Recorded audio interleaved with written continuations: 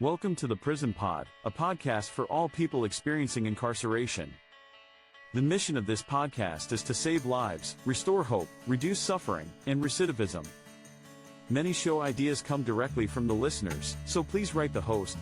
Prison Pod, Post Office Box 294, Orono, Maine, 04473. Here is your host, Ms. Valerie. Welcome to the Prison Pod. Today's guest is Percy H. Pitzer. He is an author of A Warden's Path from Tough to Smart on Crime. He is also the co-founder and managing director of Creative Corrections, LLC, and founder and president of the Pitzer Family Education Foundation. Percy served in the U.S. Army from 1968 to 1973, with assignments ranging from the 14th Armored Cavalry in Germany to combat duty in Vietnam. Rising to sergeant, he received multiple medals recognizing his dedication and service. I like to always mention our veterans when we have them with us, and that we appreciate their service to our country. In 2002, Percy and his wife, Sunat, co-founded Creative Corrections, providing audits and management expertise to federal, state, private, and international correctional systems. I'd like to really focus on what he's been doing with the Pitzer Family Education Foundation, and we'll talk about that more in a little bit. So, welcome, Percy. Thank you so much for joining us. Well, I sincerely appreciate having the ability to be on this podcast. I think it's important, and I think it's a way of getting information out about what we do, how we do it, and why we do it. I want to just quickly mention your book because I don't want to forget about that. And I have it sitting right here to remind me. Would you tell us just a little bit about your book and not giving away too much because we want people to read it? Yeah, well, I wrote the book. I have a history myself. Of course, I've never been incarcerated, but, I could have been. I grew up with a single parent. My dad died when I was 7 years old. We grew up on welfare. In 1968, my brother was killed in Vietnam. I quit high school, joined the Army, and volunteered to go to Vietnam. So, I could have ended up on the other side of the bars. And then I talk about my history within the Bureau of Prisons. I'm a retired warden from the Bureau of Prisons. And then I worked for private corrections for 4 years. And then when I finished that, my wife and I formed our own company, Creative Corrections LLC, which was a difficult task to get started. I thought I knew what I was doing, but in reality, I knew nothing. And I learned the hard way. But we ended up becoming very successful in the company. And had it not been for Creative Corrections, Pitzer Family Education Foundation would have not existed. Over the last, 14, 15 years, Creative Corrections has contributed probably at or a little above $2.5 million towards the efforts of the foundation. And then in 2012, we formed then Creative Corrections Education Foundation. A couple of years ago, we changed it to Pitzer Family Education Foundation. And our goal there is to keep people out of prison. And we concentrate a lot on children of the incarcerated because there's an estimated 2.5 million children out there that have had or has a parent incarcerated. And they are 5 times more likely statistically than the average kid to follow in a parent's footsteps. So we thought it was a good idea, and I still think it is, and it's working, that if we consider inmates the problem, then let's allow them to be part of the solution by contributing to the foundation. And that's kind of where we're at now. And we've been successful. We've probably helped, I don't know, 250 kids. I got the exact numbers, but that's an estimate. Maybe 205 uh, go through college. And that's an opportunity to prevent them from following in a parent's footsteps. We put over 800 parolees or people being released from prison in a certified construction program. We actually graduated over 200 of them, and we have 38 in the program today. Now, why didn't we graduate everybody? Well, it's simple. Some got jobs and had to drop out. Some relocated and had to drop out. And some went back to prison. But the 200 plus that we graduated are probably those that are not going to go back to prison. And what we try to do, and we can't do it alone, is educate the community. Simply because a lot of times community believes that if you send a person to prison, you've gotten rid of the problem. And in reality, the problem has just started, because that person's going to get out of prison, go back to the community as an ex-offender, and then no one is going to want to give him a job. No one wants to rent to him because they are ex-offenders, and often it's a revolving door back to prison. So in saying that, we have to do a much better job in educating the community, because it's cheaper to educate than it is to incarcerate, is kind of where we're coming from. So that's pretty much the way it started and the way it is today. You know, many of us who work in this field know that education is a great reduction to recidivism. Do you know how much that reduces that? I did, but I frankly I forgot. I And have too. I was just curious. yeah, but Um, it does significantly. Now you talked about the inmates getting involved. When you first talked to me about that, I was like, how is that possible? But you have a very simple solution of how the people that are in prison can empower themselves to help provide this education. Can you talk a little bit about that? Oh yeah. And, I spent 25, well, actually 29, considering private corrections, in correction, 29 years. And I, without question, believe that most of the inmates, put it that way, will participate in just about anything that makes sense. And educating their own children makes sense. And they will participate. An example, when I was associate warden in La Tuna, in El Paso, there was a police officer killed in the line of duty and had a request for donations to buy bulletproof vests for police officers. And so I thought, well, I'm going to get the inmates to donate to that.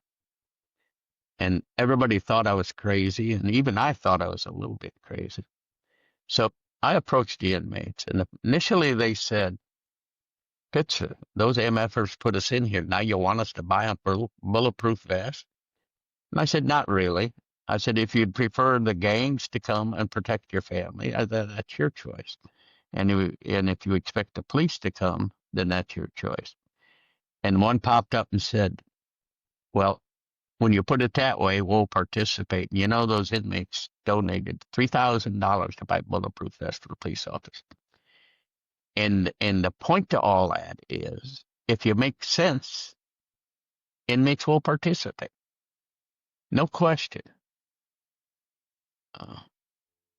Can you talk a little bit about when you were doing the work? I mean, you did it over a long period of years. How did things change on the aspect of education from when you first started in the field until when you retired? Well, I was in a prison last week in Wisconsin, Oxford, Wisconsin, and I was impressed with what they were doing. Of course, I was a correctional officer there back in the 70s and a warden there in the 90s. So it was interesting for me to go through that facility. And I was impressed with the programs. I was impressed with the attitudes of both staff and inmates.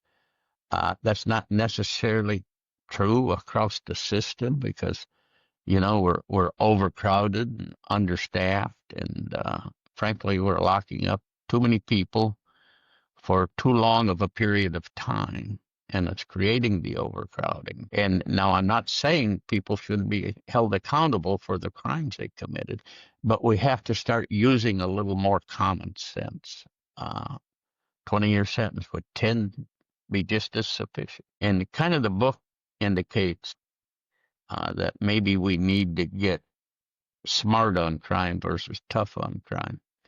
And my position, there's probably 5, I don't know, to 7, 8% of incarcerated individuals that should never see daylight again, should never see freedom because they have so much violence connected to them. And in my opinion, they will reoffend in the same simple way. But the majority of inmates, I always take the position that not all inmates are bad. They screwed up. They're paying the price. But we got to use common sense, I think, in our sentencing because, right now we're overpopulated I believe, because of the lengthy sentences that we're given, because of the mandatory minimum and things like that. We got to reevaluate that. Like I said, some should never get out of prison, but probably 95% are going to get out of prison. Now, the education programs in prisons, for the most part, I believe are decent. However, it doesn't make any difference how well you educate them in prison if you don't educate the community. Because as far as the community is concerned, they're nothing more than the next convict. And they believe, and I might be repeating myself, most communities believe if you send a person to prison, you got rid of the problem. Well, my position is the problem just started because that same individual you sent to prison is coming back to that same community they were incarcerated from. Now you don't want to rent to them. You don't want to provide employment for them. And it's a revolving door back to prison. Well, this is where I find it so important that we have a conversation with somebody like you. You have the experience, but you have common sense. And I also hear some empathy in there. Well, yes, everybody's got a choice on what direction that you need to, that you can go. You got a straight road, and sometimes you got to take this turn, and sometimes you got to take the other turn. But it's always up to the individual. Creating success is not easy. I mean, you take a lot of falls, you fail a lot, and failure's not bad as long as you learn from it. And that's kind of the point I try to make in the book is that, where you're at today doesn't necessarily mean that you have to be there tomorrow. I mean, it takes a lot of effort. It takes a lot of commitment, and it can happen. We don't educate enough, not necessarily in reading, writing, and arithmetic, but corrections and community, how they have to work together. Now, when I was a warden, I don't think I did a real good job on that aspect. But as I retired and got into business and got into the foundation, I learned about maybe where, right, and I think I was a good warden. I never had a problem. And I think I was a good correctional officer. But I learned a lot after I retired, especially being in business and kind of looking at the different aspects of corrections and thinking, well, now, if I went back into this, which is never going to happen, I would probably go a little bit different direction and concentrate more on education of the community, as well as education while in the prison system. A prison is like a community. I mean, you got food service workers, you got electricians, you got plumbers, and why can't you place that experience back into the community? Communities don't understand that because we don't do a good job in educating the community.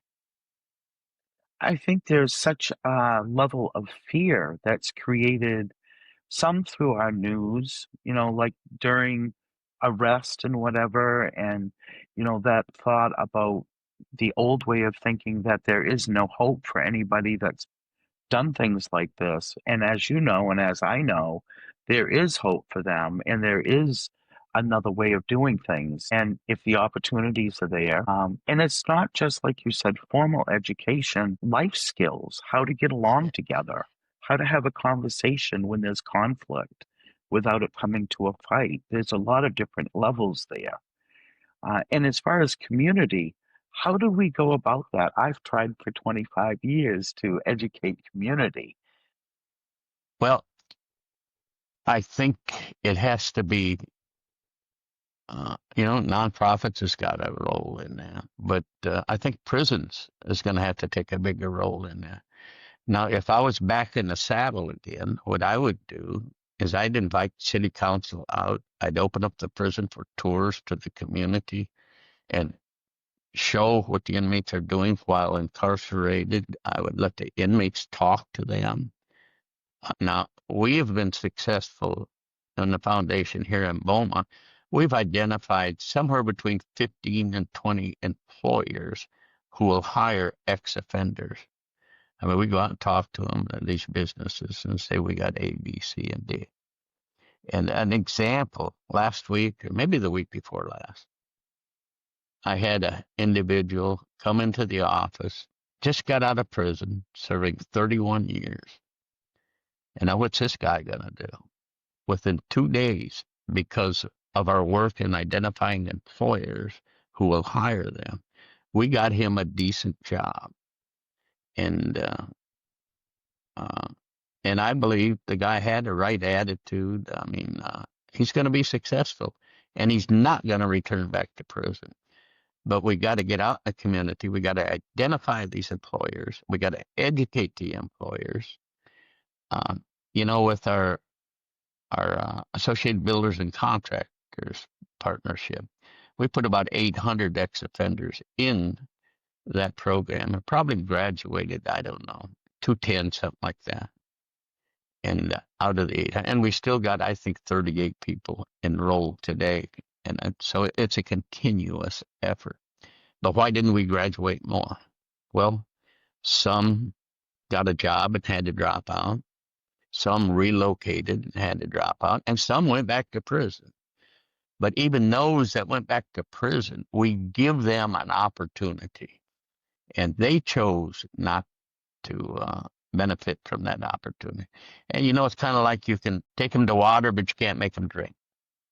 So, but I think we find that the majority will take advantage of opportunities, but they just don't know how to develop those opportunities. Another case, this guy came in the office, just got out of prison, serving 20 years. And I'm not a psychologist by no means, but I recognize that he probably had mental health issues. And he was 57 years old.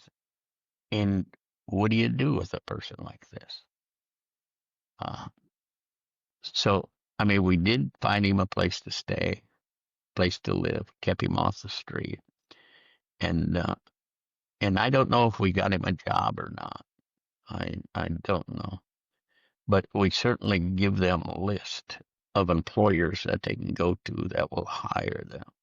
I mean, if I can get a job for a guy getting out of prison after 31 years, we can get a job for anybody. But it takes education of the community and education of the employers. You see, everybody wants to blame prisons for the problems we have. And that's not necessarily correct, because the prisons are overpopulated. There's no question about that. They're understaffed. There's no question about that. But prisons have to take whoever comes to the front door. They cannot put up a no vacancy sign. So we're in a situation of overpopulated, understaffed, and one of two things are going to happen. They're going to have to reform the prison system, and that takes politics, not prison. Or they're going to have to build more prisons. And I don't think we'll ever build more prisons, nor do I think we should. I mean, we need to come up with alternatives to incarceration. We need to prevent the incarceration to start with. And that's why we work hard in educating the children of the incarcerated, because I think that has the potential of slowing down the pipeline to prison. Hell, one time I had, and I forget where this was at, I had the grandfather, the son, and the grandson in the same prison. I mean, that stuff happens. He wants a whole village. He says he loves me in a love language I cannot speak. Leaves me in pieces. Says he wants peace in a love language I cannot speak. Attention! Choreo, a better way to connect with loved ones who are incarcerated. Without Choreo, family and friends wait for a call and hope they can answer. With Choreo, inmates can call or message at any time. When your inmate calls their Choreo number, they will hear your voice and text messages. Inmates receive and leave messages at any time using standard prison phones, making connection easy and predictable. For information about Choreo, visit choreo.org. Stay connected. A warden's path, but from tough to smart on crime. Now, I think we need to be tough on crime, on violent type offenses. But I think other offenses, I think we need to be smart. I think we could come up with alternatives. I think we could certainly come up with common sense sentencing. And I believe this started back in the middle 80s to maybe middle 90s when and I believe, and this is my opinion, it started with the Colombian cartel. And I think as a result of that, we decided to get tough on crime. Well, the cartel, as you know, is a big drug organization. But rather than just dealing with them, we dealt with anybody that had anything to do with drugs. And therefore, our population increased tremendously. True. I am a conservative person. I'll put that right up front, but with common sense. But we got people on both sides. We got the ultra-conservative on this side and the ultra-liberal on this side. And one side wants to lock them all up, and the other side wants to let them all go.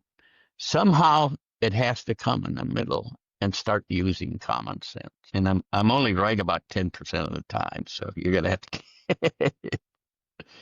You can't fix something unless you do drastic things, like I don't know, mute sentences, do this, do that. I was wondering how you felt about like people that are in now for 20, 30, 40 years. Do you think that there's any possibility that they can be resentenced or have that opportunity for probation or parole because they've completed so many programs or received mental health that they needed? Well, let me start off by saying mental health is a serious, serious issue. And, what it appears to me, and this is part of that 10% that I'm right, but it appears to me that even in the community, in order to get mental health, sometimes you have to commit a crime in order to go to prison to get the mental health treatment. There has to be a better system in our communities.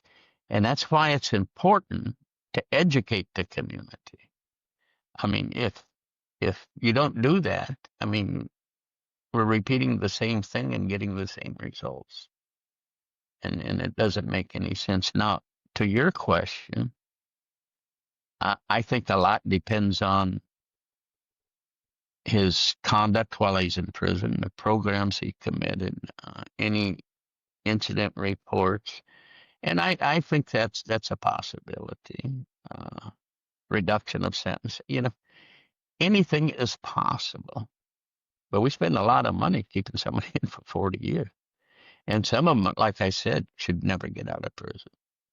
I mean, I was a control unit manager, and that was a supermax at the time in Marion. I mean, every one of my inmates were in there for killing other inmates and killing staff. I would question whether they should ever get out of prison. But that's not the majority. I mean, back in 1994, and I don't want to get political, but this is factual. Bill Clinton, who I like, by the way, signed that 1994 crime bill. And Joe Biden was, I believe, the major sponsor of that bill, where we decided to get tough on crime. Well, when we do these things, then many times we don't have the courage to say, well, maybe I wasn't exactly right. Maybe we need to revisit this. And that's where I believe the current administration is going to come in, from everything I see. Now, they're going to be tough on crime, but I think they'll be tough on crime on the ones they need to be tough on crime. But I think that common sense, even in the Bureau of Prisons with the new administration, I think they're going to have common sense, and I think they will have a lot of influence with the administration. But it's going to take common sense, and it's going to take smart on crime versus tough on crime. Tough on crime sounds good politically. So I have a question about the foundation. Did I hear you say that you have a program for people that are on parole? yeah, probation. And how do Yeah. they go about finding out more about that? They can go to our website, pfefscholarships.org. And do you have information that you send into people that are incarcerated on the program and how they can start making donations? First of all, my wife and I have, over the last 15 years, have contributed $2.5 million to this foundation. And why did I do that? Why did we do that?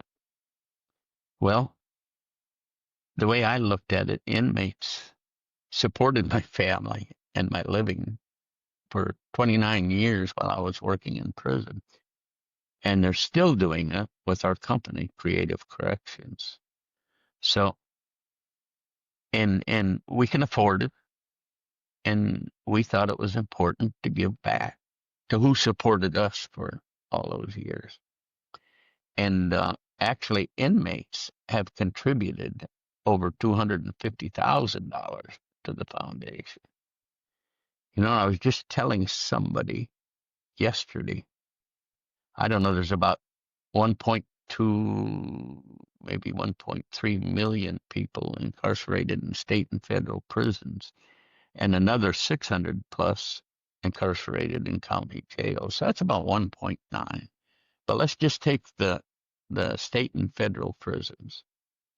If we could get 10% of those being incarcerated, currently incarcerated, donating $2 a month, and that would multiply into, $2-3 million a year. Could you imagine what we could do at no taxpayers' account? Now, what we can do with now this program is primarily in the Beaumont area, but what we can do nationally is these guys will qualify for Pell Grants, and even when they get a Pell Grant, they're going to need help. They're going to have to buy tools. They're going to have to buy books. They're going to have to do, a number of things. And we could provide that to them very easily. Now, we just partnershiped with a organization called Solutions Reentry Project. This nonprofit was established by a former inmate, and I think he did 31 years in prison. So you got a situation here where a former inmate and a former warden are working together to try to make a difference.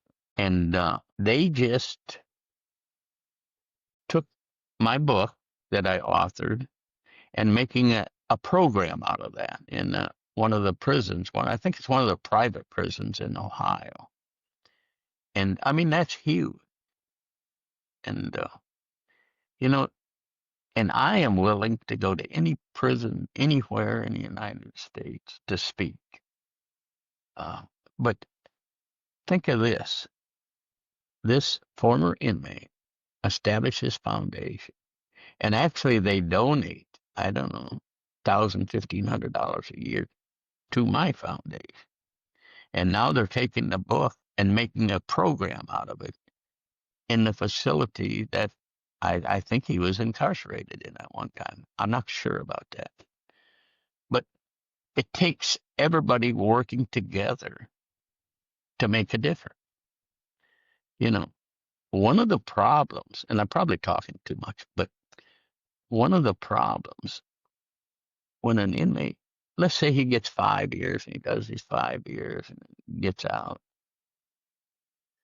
but that hangs over his head for a lifetime. My position is kind of like when you get out of prison, you get off supervision, you're doing well, expunge that record.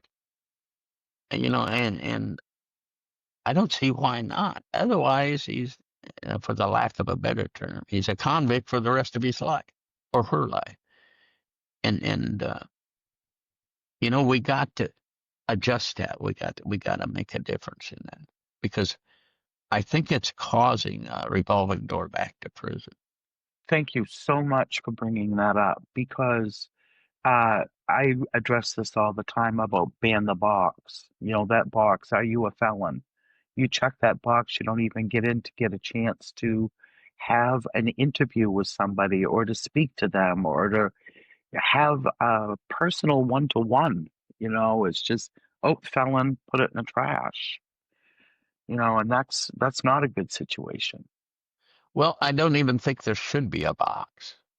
In many cases, I think once a person does their time, they paid their debt to society, they're off of supervision, expunge that record is what I believe, because there again, I think that's common sense. A person went to prison for 5 years. He made a mistake. He paid his dues. He got out. He completed his supervision. Why hold that over their head for a lifetime? It's kind of what my position is. It's really important that you bring that up because it is like having a life sentence holding over you. You know, that record is always there and it's always coming up. And it seems it's such a negative piece of stigma to put onto somebody, that label. Well, it goes from tough to smart on crime. I mean, what's best for the inmate and what's best for society? And that's where we got to come in the middle and kind of use common sense on where we're going in the future. Because if you look at the system now, with the overcrowded system, well, we got new people going to prison. And so what is that going to do? That's going to further overcrowd the facility. And it's going to get to the point where building more prisons or starting to use common sense. And I predict it's going to go to common sense versus building more prisons because I don't think we need to build more prisons. I think we just need to adjust and look at history. When I entered the system, the punishment was the sentence. And the minute they walked in that front door, rehabilitation was a mission. And even those days, we could have did a lot better in educating the community, but we didn't. Probably because we didn't realize it. We wasn't smart enough to figure that out at the time. But we're so overcrowded now, and again, we want to blame the prisons for this, that, this, and that. And like I said, they can't put a no vacancy sign on only our political people. Now, I think politics and national media is causing a lot of this problem because we want to get on the news and say A, B, C, and D, and probably 90% is not true, and Fuel 10% the fear. is. But, you know, and prisons do a good job, but it's also important that we in prisons or running prisons be held accountable, and that's why my company, I mean, we did 200 audits last year. We did over 2,000 audits altogether. We worked in 39 different countries around the world. We provided female training for correctional officers in Saudi Arabia. But 2 years ago, we decided that we wanted to become accredited. And why? Because integrity is more important to us than money. And we are the only company worldwide that is internationally accredited. And we're very proud of that because I think it gives us a sense of integrity. I mean, we're not going to give nothing away. It is what it is, but we'll help correctional facilities correct issues if they want to help. It's just, that's our position. And like I said, integrity is much more important. Now, any money that is donated. Now, when I go into prisons, I don't say, this is what you should do. You should give us your money. Because I don't take a salary if I give as much as I can. However, it's available to you if you want to utilize it. And 100% of their donations goes to the cause of scholarships and helping people getting out of prison. So, I mean, I think it's a winning combination. Inmates should be part. Because they're incarcerated doesn't mean they don't care about their family. And it doesn't even mean Well, that they don't care about themselves. I think one of the biggest things that I have been hearing from people that I talk to in prison is they want a purpose. They want to feel like they're giving back in some way, and they don't know how. And this is a beautiful way of doing that because it can benefit their own children. But I just want to remind people that we were talking to Percy Pitzer and we're talking about his foundation, the Pitzer Family Education Foundation, and the programmings that are available to the children of people who are incarcerated. Is there anything that we haven't covered that you'd like to before we wrap up? No, I think, it's interesting. Today I just got a check in the mail for $450 from the prison in Missouri who decided to put our foundation on the commissary list. And this was the first month. So, I mean, if I can partnership with all our prisons, I mean, we could make so much difference in society and in the prison system. But no, I think what we've talked about, our phone number to the foundation is 409-861-2536. Our foundation website is pfefscholarships.org. And you can direct email at, this shows how old I am, at createcorrection, no S, at AOL.com. And I answer all emails. But, I think it's important that our partnership with Solutions Reentry Project, I mean, they're developing a program. And when I wrote the book, I never thought about that. But somebody else thought about it. And it will probably make a difference. So whatever we can do, whoever we can work with, whatever we can accomplish, we're ready, willing to go. Well, thank you so much for joining us on the Prison Pod today. I really loved the conversation and what you had to say.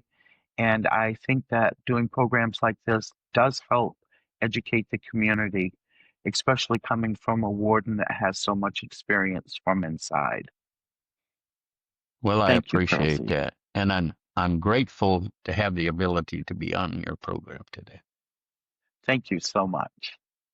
You're welcome. You have been listening to the Prison Pod, a podcast not just for those in prison but for anyone who has been affected by incarceration. Ms. Valerie would love for you to write to her with your questions, comments, and show ideas. The address is Prison Pod, Post Office Box 294, Orono, Maine. 04473.